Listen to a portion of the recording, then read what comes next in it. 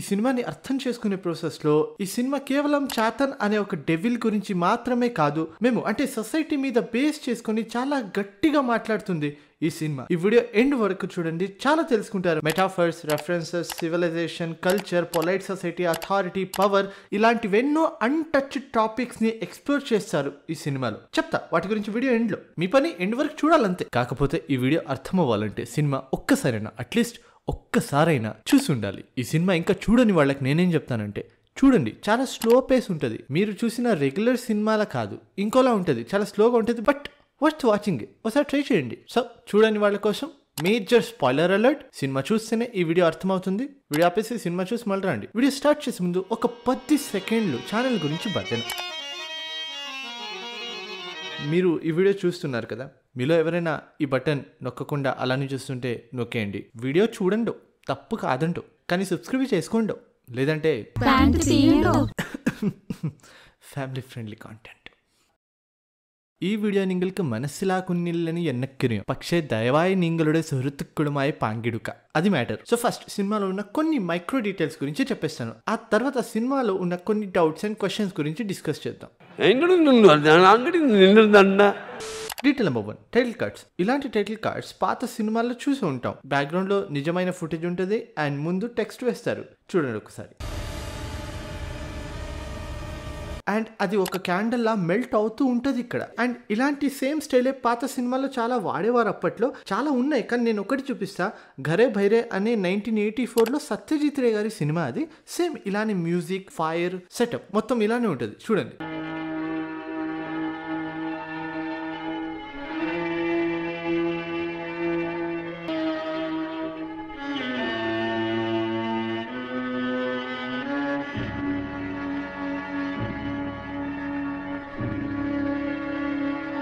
ఇక్కడ స్టార్టింగ్ లో వీళ్ళు అడవిలో ఉన్నప్పుడు హాఫ్ మూన్ ని చూపిస్తారు. దీన్ని గుర్తుపెట్టుకుని తర్వాత మాట్లాడుకుందాం. అండ్ పోటీ క్యారెక్టర్ ఎంట్రీలో ఫస్ట్ రింగ్ ని చూపిస్తారు, which is reference to climax అన్నమాట. దీని గురించి కూడా మళ్ళీ మాట్లాడుకుందాం. ఈ సౌండ్ వినండి.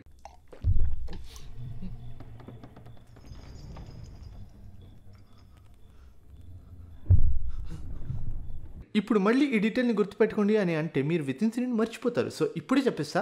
ఇలా ఫస్ట్ ఫ్లోర్లో చాతన్ అనే ఒక రాక్షసుడిని కడుమన్ పోటీ కట్టేసి ఉంటాడు అని ఆయన పర్సనల్ కుక్ అయిన ఇతను చెప్తాడు. నిజమే, కట్టి ఉన్న చాతన్ని నేను చూశాను. కానీ తదుపరి కథలో మనకు రివీల్ చేసే పాయింట్ ఏంటంటే అక్కడ యాక్చువల్లీ పైన ఉన్నది పోటీ, చాతన్ కాదు. అతన్ని చాతన్ అనే రాక్షసుడే కట్టివేసి ఉంటాడు. అండ్ ఇప్పుడు ఆ చాతన్ ఎక్కడున్నాడంటే ఇలా ఫ్రీగా తిరుగుతుంటాడు ఆయన రూపం తీసుకుని, జస్ట్ లైక్ రాఘవల్ అనే కాంచన సినిమాస్. మీకు ఇది ఇంకా ఈజీగా అర్థం అవ్వాలంటే ఒక ఎగ్జాంపుల్ చెప్తా. ఇమాజిన్ ఒక దొంగ ఉన్నాడు, అతన్ని జైల్లో వేసి జైల్లో వేయడానికి ఒక పోలీస్ వస్తాడు. ఇప్పుడు ఆ దొంగ తెలివిని వాడి ఆ పోలీస్ ని జైల్లో వేసేసి అతని యూనిఫామ్ వాడుకొని మొత్తం స్టేషన్ లో తిరుగుతాడు. ఎగ్జాక్ట్లీ ఇక్కడ ఈ సినిమాలో అదే జరుగుతుంది. So this brings to my next detail. ఇక్కడ ఫ్రీగా ఉన్న పోటీగాడు అంటే మమ్ముక్కాకి కాదు, ఆ క్యారెక్టర్ కి అంటున్నా. ఆ పోటీ క్యారెక్టర్ చాతన్ అనే దానికి ఒక రెఫరెన్స్, ఒక హింట్ ఇక్కడ చూపిస్తారు. చూడండి.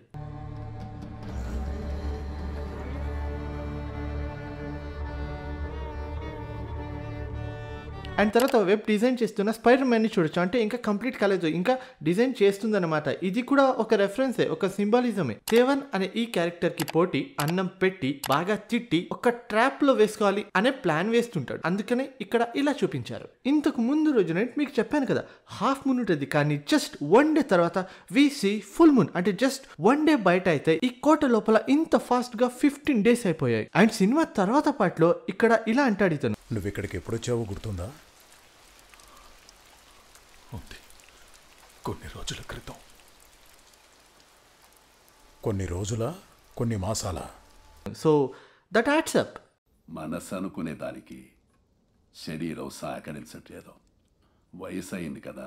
ఇదొక్కటి గుర్తుపెట్టుకోండి, కొడమన్ పోటీ ఓల్డ్ అవుతున్నాడు. అండ్ ఇది చాలానే ఇంపార్టెంట్ డీటెయిల్. లాస్ట్ లో చెప్తా దీని గురించి. అండ్ ఇది నేను ఇంతకు ముందు చెప్పిన డీటెయిలే. ఇలా కుక్ పైకి ఫుడ్ తీసుకెళ్తున్నది చాతన్ కి అని మేము అనుకుంటాం, కానీ యాక్చువల్లీ అక్కడ బంధించి పడిన పోటీకి ఫుడ్ తీసుకుని వెళ్తున్నాడు. ఆడియన్స్ ని కన్ఫ్యూజ్ చేయాలని ఇక్కడ డెవిల్ ని కూడా చూపిస్తారు. ఆడియన్స్ ని వెర్రి పిప్పల్ని చేయడానికి మొత్తం అన్ని ట్రిక్స్ ని వాడేసుకున్నారు. కొన్నిసార్లు ఫేక్ గా అయితే, ఇంకొన్నిసార్లు రియల్ గా ఉన్నదాన్ని చూపించడానికి వాడుకున్నారు. ఫర్ ఎగ్జాంపుల్ ఇది వినండి.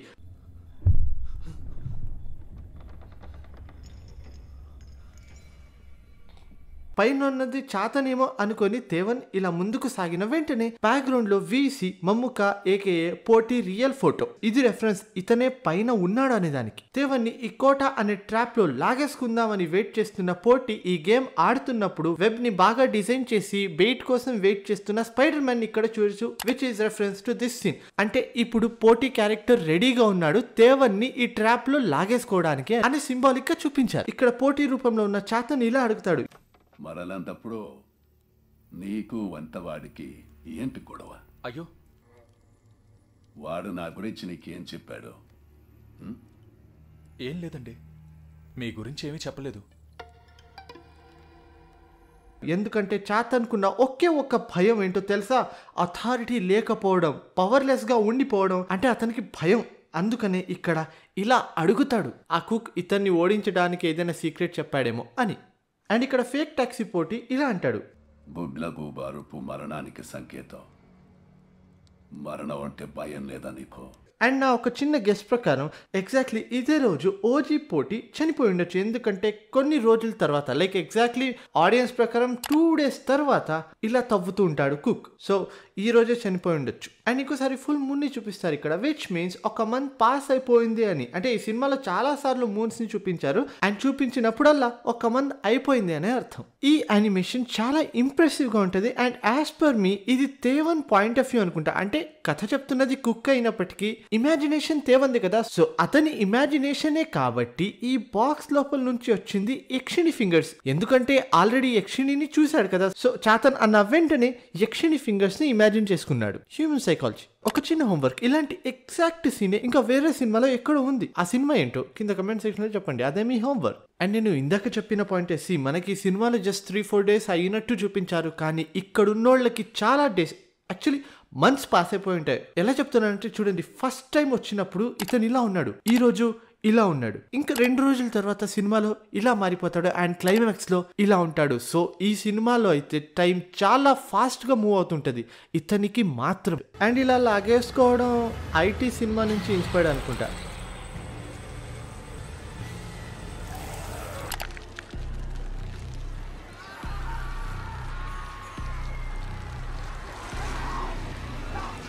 అలానే ఈ రైస్ డ్యూన్స్ అన్ని 1979లో రిలీజ్ అయిన స్టాకర్ సినిమా పోస్టర్ నుంచి ఇన్స్పైర్డ్ అనుకుంటా. కానీ నా ఒంట్లో ప్రవహిస్తోంది కొడుమన్ పోటీ రక్తం. And now it all make sense right? ఎలా అంటే ఈ భవనంలో వచ్చిన వాళ్ళు గతం మర్చిపోతారు, ఏజ్ ఫాస్ట్ గా అవుతుంటది, బయటకి వెళ్ళాలని అనుకుంటారు, మనసులో ఉన్న ప్రతి ఒక్కటి కూడా పోటీకి తెలిసిపోతూ ఉంటది. అయినా ఇతని గురించి ఏం తెలియదంటే దానికి నాకు దొరికిన ప్రాపర్ రీజన్ ఏంటంటే మాంత్రికుడు. హీ నోస్ విచ్ క్రాఫ్ట్ ని వాడే పోటీని ఆపుతుంటాడు. ఏజ్ కాకుండా, ఇతని గతం గెలక్కుండా, ఇతని జోలికి రాకుండా పోటీని ఇతనే ఆ మంత్రాలను యూజ్ చేసి ఆపుతూ ఉండొచ్చు. అండ్ ఇతను చాలా ఫోకస్డ్ గా ఉంటారు. అందుకని తేవన్ మందు ఆఫర్ చేసినప్పుడు ఇక్కడ ఇలా అంట, అలవాట్లేదు, వద్దు, ఆ తప్పు నేను చేయను. ఇక్కడ చూడండి, చాతన్ని ఆ రింగ్ తో కంట్రోల్ చేయొచ్చు కాబట్టి స్టార్టింగ్ లోనే ఫస్ట్ ఎంట్రీ ఆ రింగ్ తోనే స్టార్ట్ అవుతుంది. ఇక్కడ చాతన్ ఇలా శాపం వేస్తాడు, సేమ్ ఇలానే పిడుగుపడి అలాంటి స్టైల్లోనే క్యాప్ వేసుకున్న వాడే చంపేస్తాడు. అండ్ లాస్ట్ లో మనకు తెలుస్తుంది కుక్ అయినా వీడికి కూడా కావాల్సింది చాతన్ని కంట్రోల్ చేయడమే అని. అండ్ వీడికి కూడా ఆ పవరే కావాలి, దాన్ని సాల్వ్ చేయడం కాదు, దాన్ని ఏం చేయడం కాదు, వీడికి కూడా ఆ పవరే కావాలనేది క్లైమాక్స్ లో తెలుస్తుంది. అందుకనే వాళ్ళ తండ్రితో పాటు వచ్చుండొచ్చు, అన్ని విద్యల్ని నేర్చుకుని ఉండొచ్చు. అండ్ మేబీ వాళ్ళ తండ్రి కూడా, అంటే అప్పుడు వచ్చిన కుడుమన్ పోటీ కూడా దీన్ని ఎండ్ చేయాలని కాదు, ఆ పవర్ కోసమే వచ్చుండొచ్చు. సో అత్యాశ కోసం వచ్చిన వాళ్ళందరూ చేస్తారు. That's the thing. ఇంకో క్వశ్చన్ ఏంటంటే వై తేవన్ ఓన్లీ అని. యక్షిని అండ్ చాతన్ క్లోజ్ ఫ్రెండ్స్ అనమాట, సినిమాలో ఆల్రెడీ మేము చూసాం. అండ్ ఐ థింక్ చాతన్కి కావాల్సింది ఒక పవర్, రూల్ చేయడం, ఇమ్మార్టాలిటీ. కాకపోతే పోటీ బాడీ సహకరించకపోవడంతో ఇలా అంటాడు, మనసు అనుకునే దానికి శరీరం సహకరించట్లేదు, వయసు అయింది కదా. సో వాట్ ఇఫ్ చాతన్ ఒక యంగ్ బాడీ కోసం వెతుకుతున్నప్పుడు అడవిలో వీళ్ళు రావడాన్ని సెన్స్ చేసినప్పుడు వీళ్ళిద్దరిలో యంగ్ గా ఉన్న వీడిని సెలెక్ట్ చేసుకుని యక్షిణిని పంపి తేవన్ని ఇక్కడికి వచ్చేలా చేసింది. చాతన్ అయ్యి ఉండొచ్చు కదా. ఇది నా పర్సనల్ థియరీ మాత్రమే. మీరు దీని గురించి ఏమనుకుంటారో కింద కమెంట్ సెక్షన్లో చెప్పండి. ఇంకొక క్వశ్చన్ ఏంటంటే, రింగ్ గురించి ఎందుకు సినిమాలో ఒక్క మాట కూడా చెప్పలేదు ఎవరు అని. ఆ బ్యాక్ స్టోరీ చెప్పింది ఆ కుక్, అండ్ తను అక్కడ ఉన్నది మెయిన్ ఆ పవర్ కోసమే కదా. సో ఇంకెవరికి దాని గురించి తెలియకూడదని చెప్పి ఉండాడు అంతే. అండ్ మీకు ఎవ్వరి చెప్పని ఇన్ఫర్మేషన్ ఇది. చాతన్ అనే ఒక ఎంటిటీ, ఒక డెవిల్ కి ఇన్స్పిరేషన్ ఎవరు, ఎక్కడి నుంచి సినిమా వాళ్ళు ఇన్స్పైర్ అయ్యి ఈ క్యారెక్టర్ ని డిజైన్ చేశారు అంటే, నేను రీసెర్చ్ చేసిన దాని ప్రకారం చెప్తా. కేరళలో కొన్ని వందల ఏళ్ల క్రితం మలబార్ డెమనాలజీ ప్రకారం కుట్టి చాతన్ అనే ఒక ఎంటిటీ ఉండేది, హూ ఇస్ కంట్రోల్డ్ బై తంపురాన్. అతను ఒక హై కాస్ట్ కింగ్ అనమాట. అండ్ కట్ టు ప్రెసెంట్ ఇప్పటికి కూడా సెంట్రల్ కేరళలో త్రిశూర్ లాంటి డిస్ట్రిక్ట్స్ లో చాతన్ సేవ లాంటివి చేస్తూ ఉంటారు. అండ్ ఇది ఈ సినిమాలో ఉన్న చాతన్ కి మెయిన్ ఇన్స్పిరేషన్ అన్నమాట. చాతన్ రిప్రజెంట్స్ అల్టిమేట్ పవర్. వాళ్ళని మనుషులు గౌరవించాలి, పూజించాలి అనే అత్యాశతోనే ఉంటారు. అందుకని మనుషుల్ని దేవుళ్ళ నుంచి సపరేట్ చేస్తూ ఉంటారు. బేసికలీ డివినిటీ అండ్ గాడ్ అనే కాన్సెప్టే వాళ్ళకి నచ్చదు. అందుకని సినిమాలో పోటీలో ఉన్న చాతన్ ఇలా అంటాడు, భ్రమయుగంలో దేవుణ్ణి పూజించడం వల్ల ఏ ఉపయోగము లేదు. ఆచార సంప్రదాయాలకి ఇక్కడ విలువ ఉండదు. దేవుడి నిష్క్రమణతోనే భ్రమయుగం మొదలయ్యింది.